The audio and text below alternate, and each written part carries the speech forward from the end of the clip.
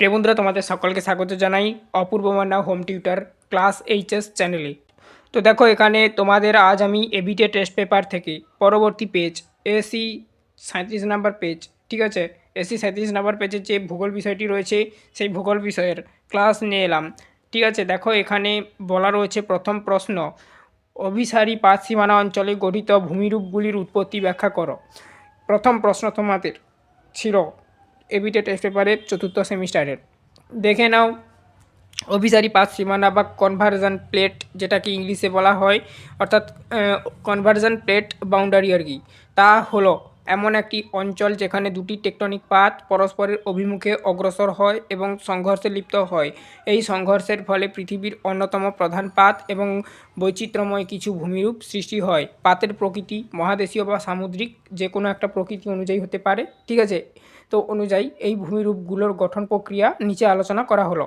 আচ্ছা, যেহেতু তোমাদের অনেক প্রশ্ন, তো তোমাদের বড় প্রশ্ন যেহেতু এবারে পরীক্ষা হবে চতুর্থ সেমিস্টারে, তো তোমাদের প্রশ্নগুলো আমি রিডিং আকারে উত্তরগুলো পড়ে শুনিয়ে দিচ্ছি, বোঝানোর টাইম নেই, বোঝাতে গেলে ভিডিও অনেক বড় হয়ে যাবে, 2-3 ঘন্টা হয়ে যাবে।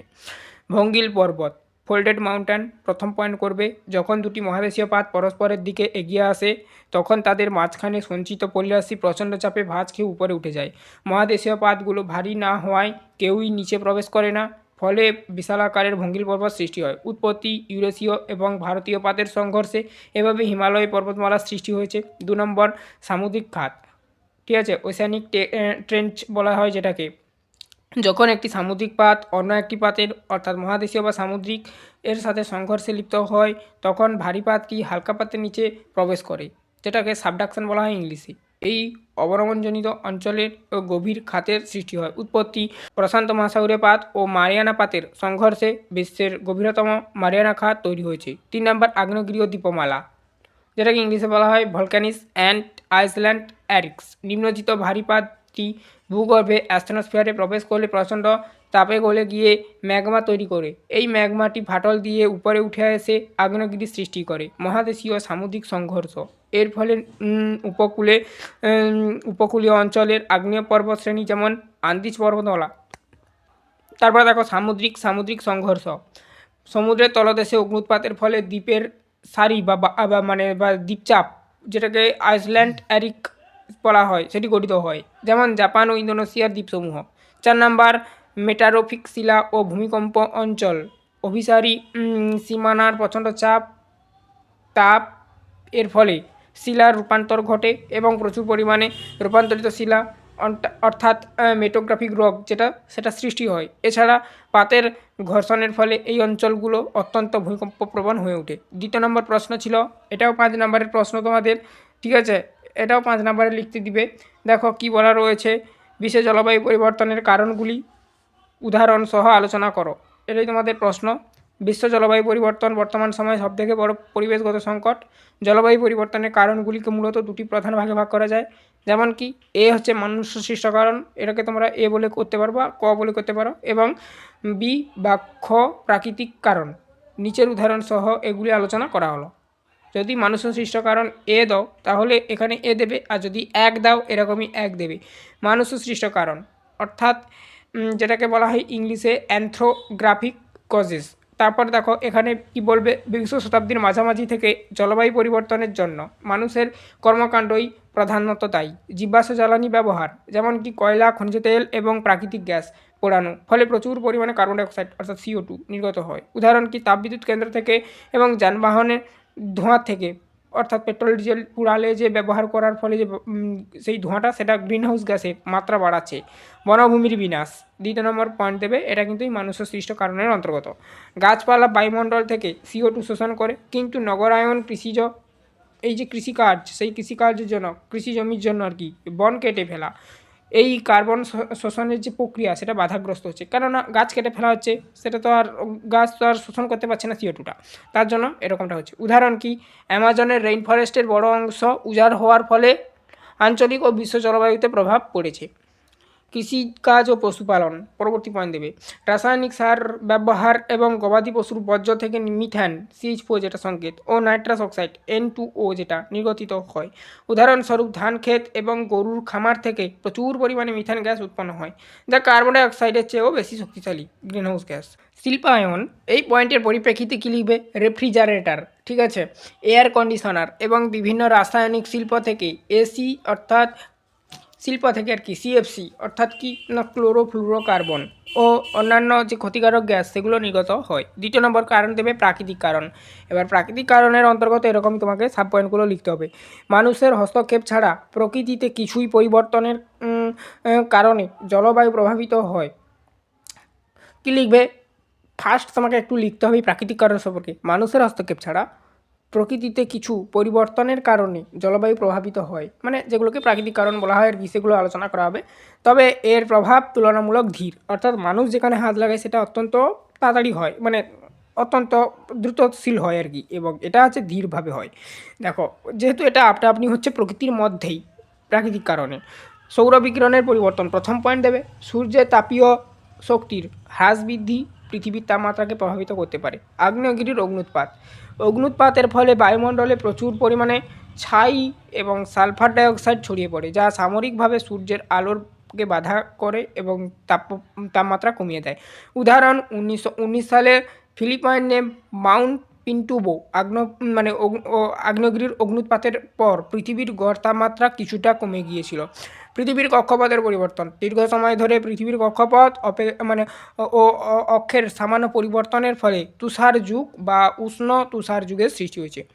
জলবায়ু পরিবর্তনের ফলে মেরু অঞ্চলে বরফ গলছে এবং সমুদ্রপৃষ্ঠের উচ্চতা বৃদ্ধি পাচ্ছে, যা বাংলাদেশ ও মালদ্বীপের মতো নিচু দেশগুলোর জন্য বড় হুমকি। এবার দেখো দ্বিতীয় নম্বর, নিম্নের প্রশ্নগুলির থেকে দুটি সংক্ষিপ্ত ব্যাখ্যাধর্মী উত্তর দাও। প্রশ্নমান কিন্তু এখানে তোমরা তোমাদের বইটি লক্ষ্য করো 3 করে দেওয়া রয়েছে। 3 নম্বরের প্রশ্ন এগুলো দেখো। বলা রয়েছে ক্ষয়চক্রে দ্বিতীয় পর্যায়ে নদীর সংখ্যা সর্বাধিক থাকে কেন? প্রথম পয়েন্ট লিখবে জল নির্গমন প্রণালীর পূর্ণ বিকাশ। ক্ষয়চক্রে প্রাথমিক বা যৌবন অবস্থায় নদী জলের বিন্যাস অসম্পূর্ণ থাকে, কিন্তু দ্বিতীয় পর্যায়ে এসে, ঠিক আছে, নদীগুলি মস্তকমুখী অর্থাৎ ক্ষয়ের মাধ্যমে তাদের দৈর্ঘ্য বৃদ্ধি পায় বা বৃদ্ধি করে এবং অসংখ্য ছোট্ট বড় শাখা প্রশাখা ও উপনদী তৈরি করে, ফলে একটি সম্পূর্ণ এবং সুসংগঠিত জল নির্গমন প্রণালী অর্থাৎ যেটাকে বলা হয় ড্রেনেজ নেটওয়ার্ক গড়ে ওঠে। দ্বিতীয় নম্বর জলবিভাজিকার ব্যবচ্ছেদ। এই পর্যায়ে ভূমিরূপের উচ্চতা কমতে শুরু করে এবং জলবিভাজিকাগুলি অর্থাৎ ওয়াটার ডেভিডসগুলি ক্ষয়প্রাপ্ত হয়ে সংকীর্ণ হয়ে পড়ে। এর ফলে প্রধান নদীগুলির মধ্যবর্তী ফাঁকা স্থানে অসংখ্য নতুন জলধারা বা পরবর্তী নদীর সৃষ্টি হয়, যা নদীর ঘনত্ব বাড়িয়ে দেয়। 3 নম্বর ভূমির ঢাল ও শিলার বিন্যাস। পরিণত পর্যায়ে নদীগুলি ভূমির ঢালের সাথে সামঞ্জস্য রেখে সর্বত্র ছড়িয়ে পড়ে। নদীগুলি শিলার কোমল স্তরে সুযোগ নিয়ে নতুন নতুন পথ তৈরি করে, যা নদীর মোট সংখ্যা বৃদ্ধিতে সহায়তা করতে পারে বা করে। এই কারণেই ডেভিসের মতে পরিণত পর্যায়ের শেষ দিকে নদী ঘনত্ব বা স্ট্রিম ডেনসিটি চরম সীমায় পৌঁছায়। সহজ কথায় যৌবন অবস্থায় মাত্র কয়েকটি প্রধান নদী থাকে, কিন্তু পরিণত অবস্থায় সেই নদীগুলি ডালাপালার মতন অর্থাৎ শাখা প্রশাখার মতন অসংখ্য উপনদী তৈরি করে পুরো অঞ্চলটিকে আচ্ছন্ন করে ফেলে। ফলে কি নদীর সংখ্যা এই সময় সব থেকে বেশি হয়, মানে নির্যাসটা এটাই পাওয়া যায় আর কি। তারপর দেখো নেক্সট দ্বিতীয় নম্বর প্রশ্নের উত্তরে যাব। বিভিন্ন ধরনের তটভূমি সম্পর্কে চিত্রসহ লেখো। চিত্রগুলো তোমরা তোমাদের টেক্সট বই থেকে কালেক্ট করতে পারবে আশা করি। তটভূমি অর্থাৎ এখানে বলা রয়েছে দেখো শোরার লাইন ইংলিশে যেটাকে বলা হয়, আর এক কথা বলা হয় বিচ অর্থাৎ উপকূল ভাগ হলো সমুদ্র স্থলভাগের মিলনস্থল। সমুদ্র তরঙ্গের ক্ষয়কার্যের ফলে উপকূলের বিভিন্ন অংশে বিভিন্ন ধরনের তটভূমি গড়ে ওঠে। নিচের প্রধান 3টি তটভূমি সম্পর্কে আলোচনা করা হলো। এবার দেখো 1 নাম্বার পশ্চাৎ তটভূমি। আচ্ছা, এখানে যেগুলো দিচ্ছি এগুলো বাদে আরও রয়েছে, কিন্তু আমি এখানে 3টি দিচ্ছি। 3 নাম্বার যেহেতু দেখো যেটাকে বলা হয় ইংলিশে কিন্তু ব্যাকশোয়ার। এটি উপকূলের সেই অংশ যা সমুদ্রের ভৃগুখণ্ড বা বালিয়াড়ির থেকে শুরু করে সম্মুখ তটভূমির ঊর্ধ্বসীমা পর্যন্ত বিস্তৃত। সাধারণ জোয়ারের জল এখানে পৌঁছতে পারে না, কেবল প্রবল ঝড় বা অতি উচ্চ জোয়ারের সময় এই অংশ প্লাবিত হয়। 2 নম্বর সম্মুখ তটভূমি, ঠিক আছে, যেটাকে বলা হয় কি ফোরশিওর ইংলিশে আর কি। সাধারণ জোয়ারের সর্বোচ্চ সীমা থেকে ভাটার সর্বনিম্ন সীমার মধ্যবর্তী অংশকে সম্মুখ তটভূমি বলে। এই অংশটি নিয়মিত সমুদ্র তরঙ্গ দ্বারা ধৌত হয় এবং সেখানেই সমুদ্রের ঢেউ আছড়ে পড়ে। আচ্ছা, যেখানে যেখানে একটু একটু বোঝানোর বুঝিয়ে দিচ্ছি, কেননা পুরোটা বোঝাতে গেলে কিন্তু ক্লাস অনেক বড় হয়ে যাবে, তার জন্য আমাকে এরকমই রিডিং পড়ে পড়ে চলে যেতে হচ্ছে। ঠিক আছে, কিছু মনে করবে না। চ্যানেলে নতুন থাকলে সাবস্ক্রাইব করবে, বেল আইকন অপশনে সেভ রাখবে। তোমাদের হোয়াটসঅ্যাপ চ্যানেলের লিঙ্ক এই ভিডিওর ডিসক্রিপশনে দেওয়া আছে, অবশ্যই ওটাকে ফলো করে নেবে। তোমাদের জন্য কলেজের ওপর আলাদা চ্যানেল রয়েছে। কলেজে যারা যারা বিভিন্ন রকমের সাবজেক্ট নিয়ে পড়বে, ক্লাস 11-12 মতন, ওখানেও সেমিস্টার সিস্টেম। তো অবশ্যই কলেজের সমস্ত ক্লাস হতে ওই চ্যানেলটাকে ফলো করে নিও এবং কলেজের সমস্ত প্রকার আপডেট পেতে ওই চ্যানেলটাকে সাবস্ক্রাইব করে নিও। লিঙ্ক এই ভিডিওর ডেসক্রিপশনে দেওয়া রয়েছে চ্যানেলের। দেখো, সমুদ্র তটভূমি অফশোর বলা হয়, যেটা ভাটার সর্বনিম্ন সীমা থেকে সমুদ্রের দিকে মহিষামানের শেষ প্রান্ত পর্যন্ত যে অংশটি সর্বদা জলের নিচে ডুবে থাকে তাকে সদূর তটভূমি বলা হয়। এখানে তরঙ্গের কাজ প্রায় থাকে না বললেই চলে। সংক্ষেপ বৈশিষ্ট্য দেখো, পশ্চাৎ তটভূমি এর বৈশিষ্ট্যটা কী হবে, সবসময় শুষ্ক থাকে। সম্মুখ তটভূমির বৈশিষ্ট্য কী হবে, জোয়ার ভাটা সিক্ত ও শুষ্ক হয়। সদূর তটভূমির বৈশিষ্ট্য কী হবে, দেখো এটা কি লিখবে না, সব সময় জলের নিচে থাকে। তারপরে দেখো 3 নম্বর প্রশ্ন যাব, সমুদ্র স্রোত আর কি সৃষ্টির ক্ষেত্রে অ্যাকারম্যানের ধারণাটি ব্যাখ্যা করো। 3 নম্বরে লিখতে হবে। আচ্ছা, কী লিখবে উত্তরটা দেখে নাও। সমুদ্র স্রোত সৃষ্টির ক্ষেত্রে VW অ্যাকারম্যান, এনার তাহলে ফুল ফর্ম কি না, বা পুরো নাম কি, ফুল ফর্ম বলতে পুরো নাম আর কি, VW অ্যাকারম্যান আর কি এনার পুরো নাম। 1905 সালে একটি গাণিতিক ব্যাখ্যা প্রদান করে যা একারম্যান ট্রান্সপোর্ট বা একারম্যান স্পাইরাল নামে পরিচিত। তার এই ধারণাটি মূলত বায়ুপ্রবাহ এবং সমুদ্র জলের গতির মধ্যেকার সম্পর্কের ব্যাখ্যা করে। ধারণাটি ব্যাখ্যা করা হলো: 1. কোরিওলিসিস বলের প্রভাব। একারম্যান দেখান যে সমুদ্রের উপরিভাগের জল যখন বায়ুপ্রবাহের ঘর্ষণে চালিত হয় তখন পৃথিবীর আবর্তনের ফলে সৃষ্ট কোরিওলিসিস বল সেই স্রোতকে সরাসরি বায়ুর দিকে যেতে বাধা দেয় বা দেয় না। উত্তর গোলার্ধের এই স্রোত বায়ুর দিকের সাথে 45 ডিগ্রি, ঠিক আছে, কোণ করে ডান দিকে এবং দক্ষিণ গোলার্ধের বাম দিকে বেগে যায়। একারম্যানের স্পাইরাল, অর্থাৎ একারম্যান যে স্পাইরাল একটি ধারণা দিয়েছিল বা মডেল তৈরি করেছিল সেটা সম্পর্কে বলা হয়েছে এখানে। সমুদ্র স্রোতের উপরিভাগের জল তার ঠিক নিচের স্তরে জলকে চালিত করে, কিন্তু গভীরতা বাড়ার সাথে সাথে ঘর্ষণজনিত বাধা বাড়তে থাকে এবং জলের গতিপথ কমতে থাকে। এর ফলে গভীর স্তরের জল আরও বেশি পরিমাণে কোরিওলিসিস বলের প্রভাবে বিচ্যুত হয়। এভাবে গভীরতার সাথে সাথে স্রোতের দিক পরিবর্তনের যে সর্পিলাকার বিন্যাস তৈরি হয় তাকেই একারম্যান স্পাইরাল বলে। তারপর দেখো 3 নাম্বার, নিট জলপ্রবাহ বা একারম্যানের পরিবহন। এই তত্ত্বটা কি না, একারম্যান তত্ত্বে দেখা যায় যে সমুদ্রের একটি নির্দিষ্ট গভীরতা, সাধারণত 100 থেকে 150 মিটার আর কি পর্যন্ত সমস্ত স্তরের নিট বা গড় জলপ্রবাহ ট্রান্সপোর্ট আর কি বায়ুপ্রবাহের দিকের সাথে 90 ডিগ্রি কোণ করে উত্তর গোলার্ধের ডানে এবং দক্ষিণ গোলার্ধের বামে প্রবাহিত হয়। একেই একারম্যানের ট্রান্সপোর্ট বলা হয় বা মডেল বলা হয়। সহজ কথায়, বায়ুপ্রবাহ সমুদ্রের উপরিভাগের জলকে টানলেও পৃথিবীর আবর্তনের কারণে জলপ্রবাহ বায়ুর দিকে সাথে সমকোণে বা নির্দিষ্ট কোণে বেগে প্রবাহিত হয়। 4 নম্বর প্রশ্ন ছিল তোমাদের জন্য, জীব বৈচিত্র্যের ধারণাগুলি ব্যাখ্যা করো। জীব বৈচিত্র্য বা বায়োডাইভার্সিটি হলো পৃথিবীর সমস্ত পরিবেশের অর্থাৎ স্থল, জল ও আকাশের বসবাসকারী বিভিন্ন জীবের বা প্রাণীর সমষ্টি। বিজ্ঞানী W.G. রোজেন, ঠিক আছে, W.G. রোজেন 1985 সালে প্রথম এই শব্দটি ব্যবহার করেন। তারপর দেখো বলা রয়েছে, জীববৈচিত্র্যের ধারণাকে মূলত 3টি প্রধান স্তরে ভাগ করা যায়। জিনগত বৈচিত্র্য অর্থাৎ জেনেটিক ডাইভার্সিটি, এটি একটি নির্দিষ্ট প্রজাতিগত অন্তর্ভুক্ত জীবদের মধ্যে জিনের যে পার্থক্য দেখা যায় তাকে জিনগত বৈচিত্র্য বলে। এটি একই প্রজাতির মধ্যে চারিত্রিক বৈচিত্র্য তৈরি করে। কাজ গিয়ের এটি জীবকে পরিবর্তিত পরিবেশের সাথে মানিয়ে নিতে বা খাপ খাইয়ে নিতে বা বিবর্তনে সাহায্য করে। উদাহরণ, পৃথিবীতে কয়েক হাজার জাতের ধান বা আম পাওয়া যায়। এগুলি সবই এক প্রজাতির হলেও এদের জিনের গঠনের পার্থক্যের জন্য স্বাদ, রং ও আকার বিভিন্ন হয়। 2 নম্বর হচ্ছে প্রজাতিগত বৈচিত্র্য, স্পিসিস ডাইভার্সিটি, যেটা এটি একটি নির্দিষ্ট ভৌগোলিক অঞ্চলে বসবাসকারী বিভিন্ন প্রজাতির জীবের প্রাচুর্যকে প্রজাতিগত বৈচিত্র্য বলে। কোনো অঞ্চলের প্রজাতির সংখ্যা যত বেশি হবে সেখানে বৈচিত্র্য তত সমৃদ্ধ হবে। কাজ কি, এটি বাস্তুতন্ত্রে ভারসাম্য বজায় রাখতে সাহায্য করে। উদাহরণ কি, এটি ক্রান্তীয় বৃষ্টিঅরণ্য যেমন অ্যামাজন, যে বিপুল সংখ্যক উদ্ভিদ, পতঙ্গ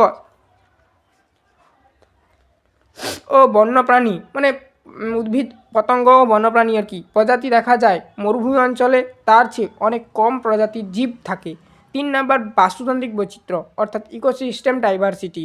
দেখো একটি বিশাল ভৌগোলিক অঞ্চলের মধ্যে থাকা বিভিন্ন ধরনের বাস্তুতন্ত্র, এর মধ্যে যেমন বনভূমি বাস্তুতন্ত্র থাকতে পারে, মরুভূমি বাস্তুতন্ত্র থাকতে পারে, জলাভূমি বাস্তুতন্ত্র থাকতে পারে, পাহাড়ের বাস্তুতন্ত্র থাকতে পারে।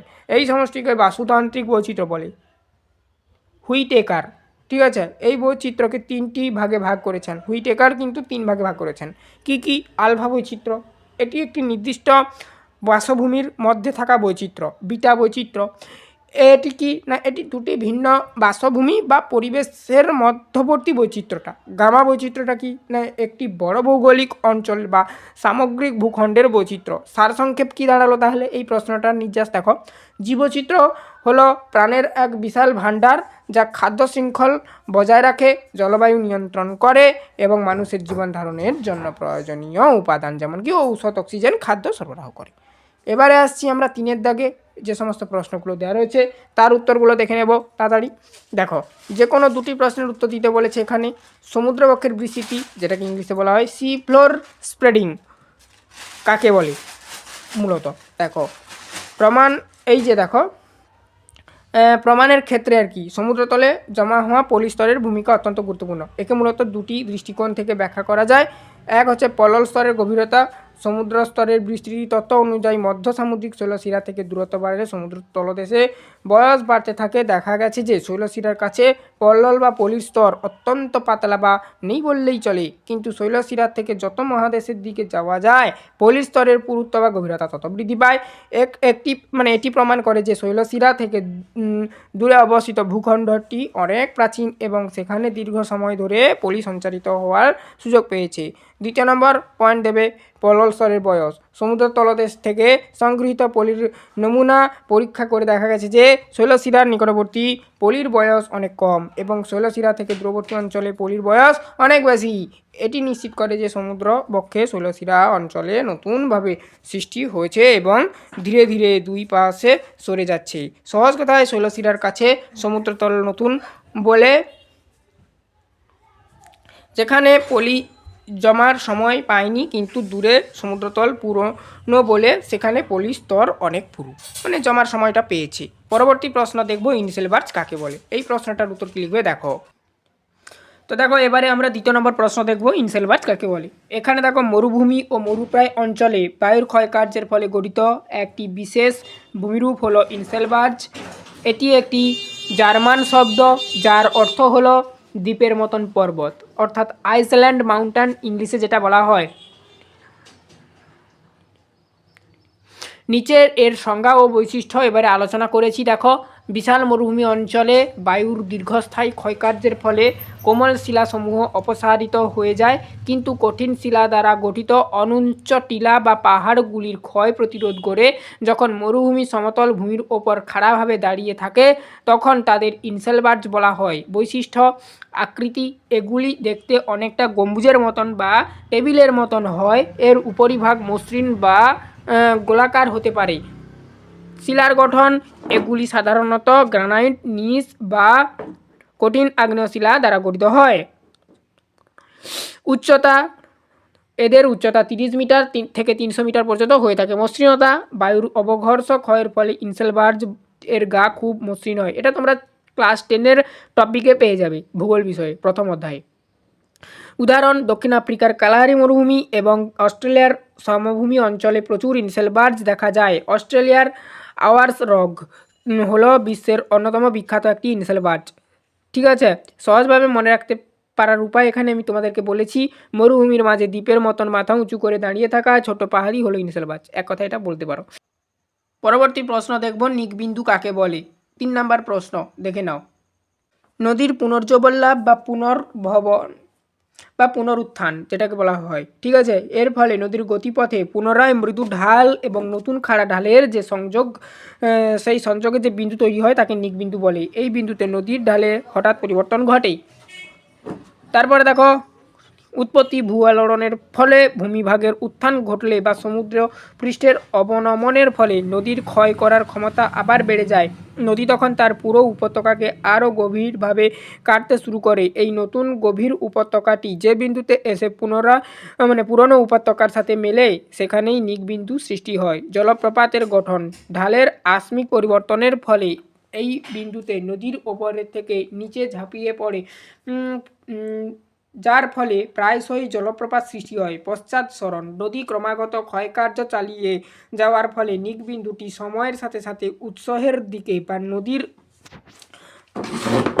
ওপরের দিকে পিছিয়ে যেতে থাকে। উদাহরণ: ভারতের সুবর্ণরেখা নদীর গতিপথে জোনা ও দশম জলপ্রপাতের নিকবিন্দু চমৎকার উদাহরণ। তারপরে দেখো নেক্সট 4 দাগে প্রশ্নে যাব, জীববৈচিত্র্যের হটস্পট কাকে বলে? জীববৈচিত্র্যের হটস্পট, বায়োডাইভার্সিটি হটস্পট, দেখো এটি হলো পৃথিবীর এমন কিছু সুনির্দিষ্ট অঞ্চল যেখানে প্রচুর পরিমাণে বিরল ও জীববৈচিত্র্য দেখা যায়। ঠিক আছে, বিরল জীববৈচিত্র্য দেখা যায় আর কি, এবং বিভিন্ন প্রকারের প্রজাতির জীব দেখা যায় বা লক্ষ্য করা যায়, তো বসবাস করে। কিন্তু সেই অঞ্চলগুলি বর্তমানে বিভিন্ন কারণে মারাত্মক অস্তিত্ব সংকটের সম্মুখীন হয়েছে।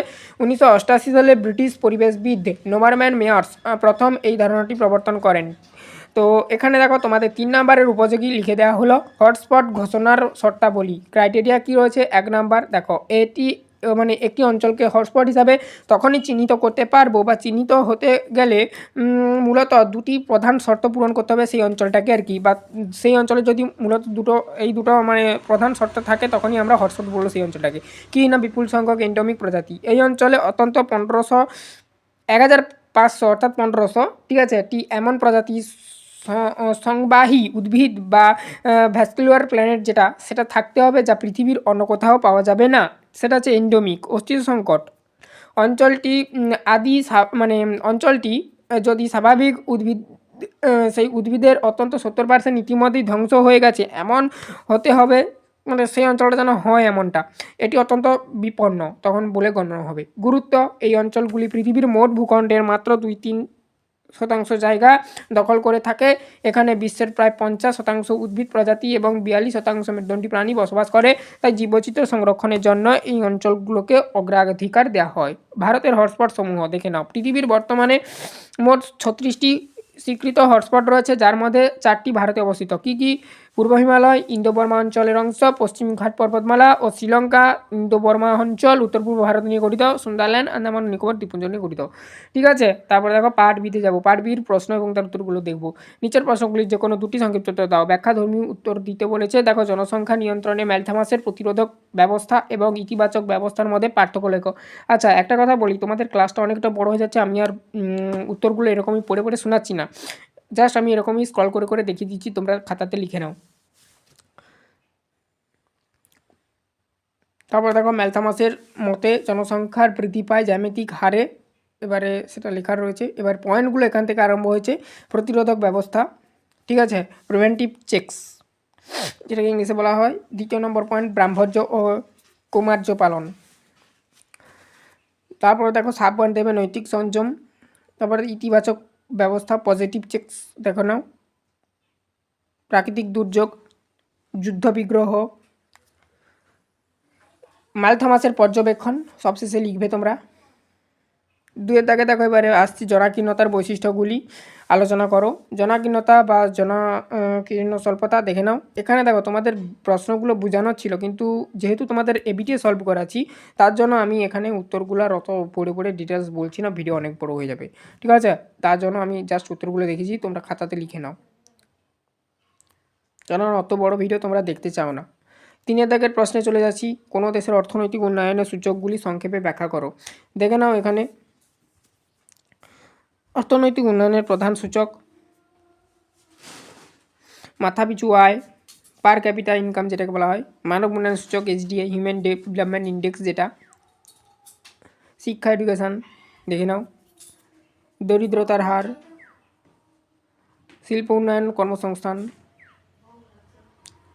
তারপর দেখো নেক্সট পরবর্তীতে 4 দাগের প্রশ্ন, দরিদ্রতার সূচকগুলি সংক্ষেপে ব্যাখ্যা দাও। দেখে নাও, তোমরা ভিডিওটা স্টপ করে করে লিখে নেবে। 1 নম্বর স্বাস্থ্য বা হেলথ, শিশু মৃত্যুর হার দেখে নাও।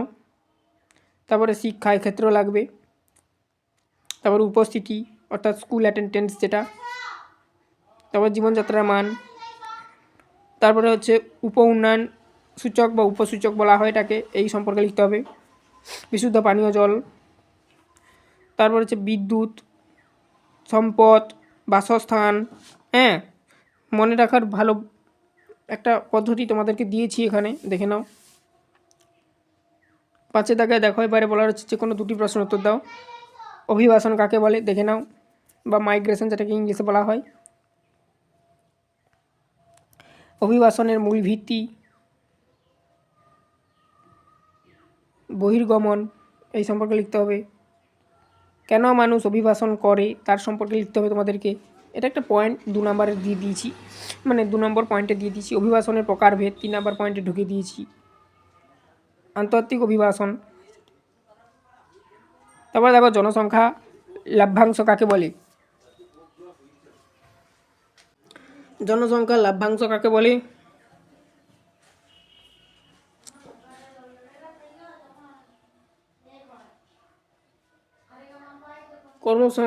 কর্মক্ষম জনসংখ্যার আধিক্য, নির্ভরশীলতার হার হ্রাস, সঞ্চয় ও বিনিয়োগ বৃদ্ধি।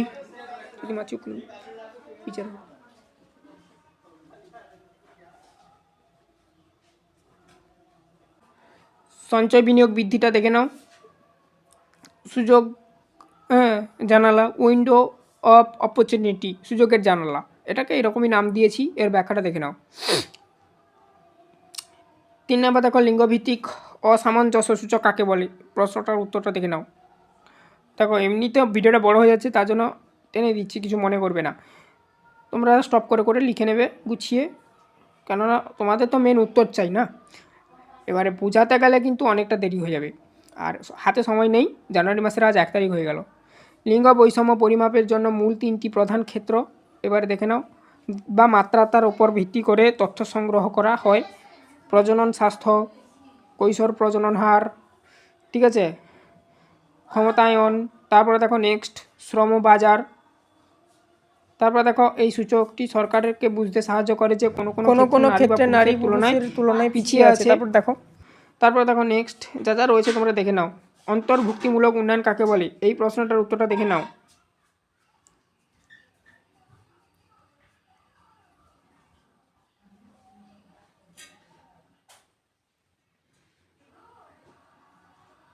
কর্মসংস্থান বৃদ্ধি, আঞ্চলিক বৈষম্য দূরীকরণ, অংশগ্রহণ প্রক্রিয়া, উদাহরণ।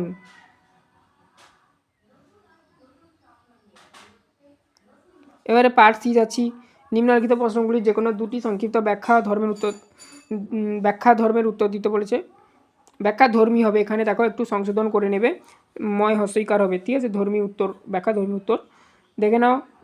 ভারতের লৌহ ইস্পাত শিল্প ছোটনাগপুরে কেন্দ্রীভূত হয়েছে কেন, তার কারণটা এটা দেখাও, মানে এটা তোমাদের লিখতে হবে আর কি। প্রথম পয়েন্ট আকরিক লোহার সহজলভ্যতা, ব্যাখ্যা দেওয়া রয়েছে। কয়লার প্রাচুর্য, দেখো ব্যাখ্যা দেওয়া রয়েছে। 3 দাগে দেখো বলা রয়েছে অন্যান্য খনিজের উপস্থিতি, ব্যাখ্যা দেওয়া রয়েছে।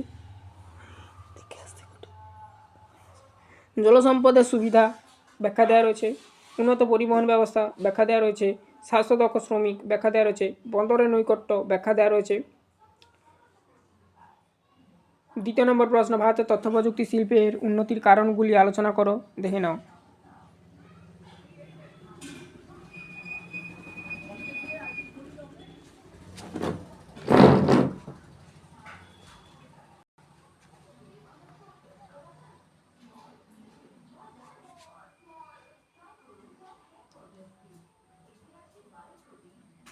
নম্বর প্রশ্ন, ভারতের গ্রাম ও পৌরসভা অঞ্চলে ভূমি ব্যবহারের মধ্যে পার্থক্যগুলি আলোচনা করো।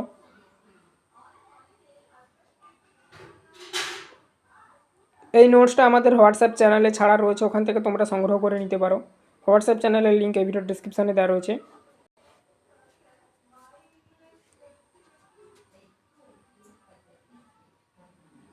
4 নম্বর প্রশ্ন, গঙ্গা নদীর জলের গুণগত অবনমনের প্রভাবগুলি আলোচনা করো।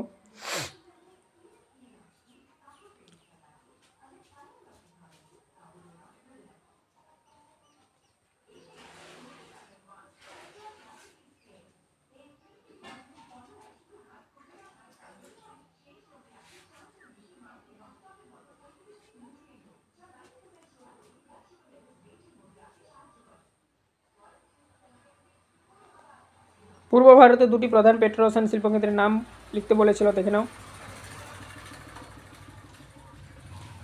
উন্নয়নের ক্ষেত্রে ভারতের দুটি সাফল্য উল্লেখ করতে বলেছে, প্রশ্নটা দেখে নাও।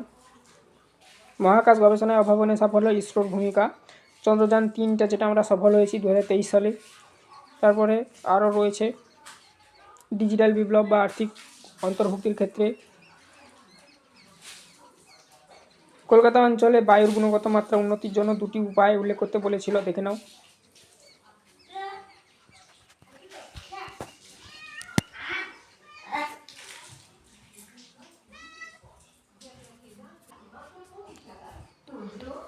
তারপরে দেখো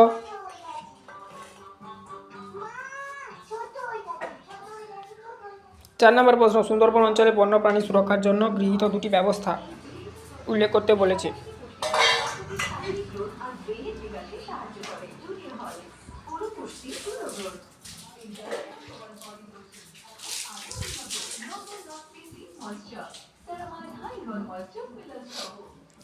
এগুলোই লিখবে, নোটসটা তোমরা হোয়াটসঅ্যাপ চ্যানেল থেকে নিয়ে নেবে, ঠিক আছে। চ্যানেলে নতুন থাকলে সাবস্ক্রাইব করো, বেল আইকন অপশানে সেভ রাখো, পরবর্তী সেটগুলো এভাবে করে দেবো।